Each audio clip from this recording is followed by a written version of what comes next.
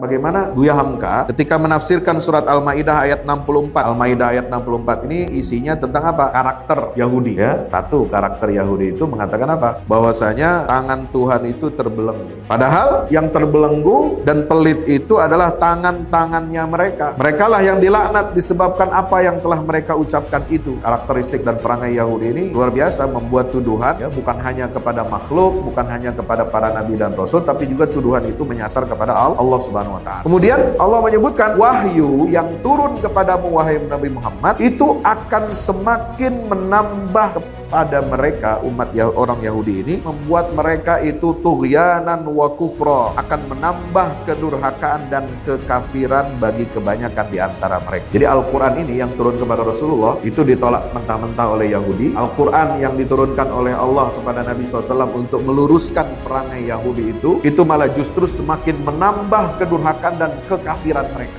Ya, itu perangai akhlak Yahudi yang sangat buruk ya. Sehingga apa? Yahudi ini dibenci di mana-mana di Eropa. Bahkan negara-negara Eropa yang mayoritas Kristen itu ingin membuang Yahudi itu dengan cara bagaimana? Dengan cara mereka mencampakkan Yahudi, mengusir Yahudi, tapi dengan cara halus. Dengan cara bagaimana? Dibuatkan, disetujuilah proyek rencana untuk membuat rumah nasional bagi bangsa Yahudi di Palestina di jantung dunia Islam. Nah, itu kata Buya Hamka termasuk salah satu cara negara-negara Kristen Eropa mencampakkan Yahudi, membuang Yahudi. Daripada kalian berdiaspora di sini bikin masalah, lebih baik kita kumpulin aja dalam satu keranjang sampah. Dan keranjang sampah itu tempatnya dipilih di Palestina, qadarullah ya. Nah, di situ Buya Hamka menyinggung deklarasi Balfour tanggal 2 November 1917 ya, itu adalah janji sepucuk surat dari Menlu Inggris Arthur James Balfour, itu diberikan kepada siapa? Lord Walter Rothschild ya, seorang taipan Yahudi di Eropa sekaligus pemimpin komunitas Yahudi Inggris. Dan surat itu kemudian dibawa diteruskan kepada Federasi Zionis Britania Raya dan Irlandia. Deklarasi atau surat Balfour ini itu cuma terdiri dari 119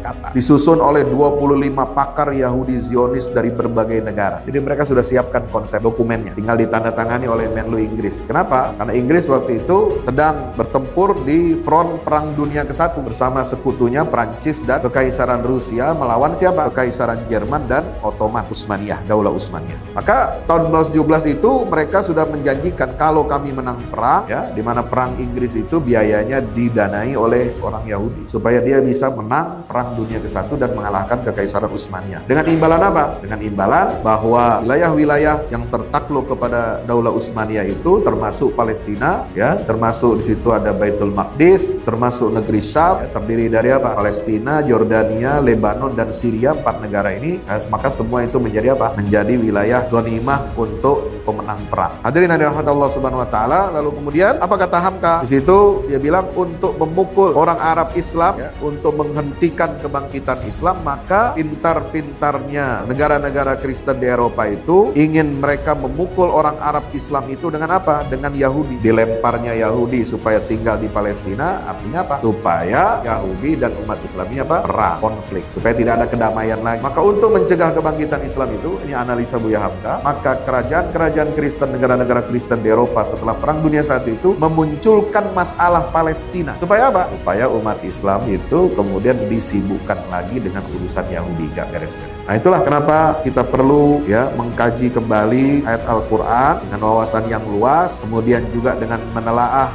tafsir yang ditulis oleh para ulama kita. Ini cukup lengkap. Demikian yang dapat kami sampaikan, bunga rampai pemikiran Buya Hamka terkait dengan isu Palestina dan Masjidil Aqsa. Assalamualaikum warahmatullahi wabarakatuh.